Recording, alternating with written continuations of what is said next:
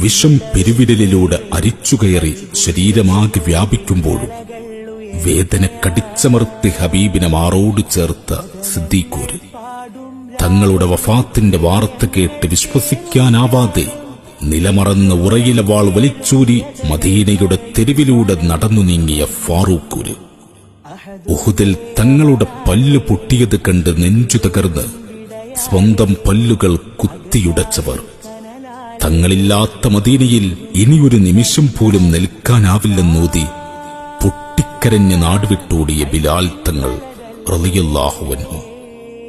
സ്വഹാബത്തിന്റെ തിരുനബി സ്നേഹകഥകൾ വായിച്ച് കണ്ണീർ പൊടിയാത്തവരുണ്ടോ?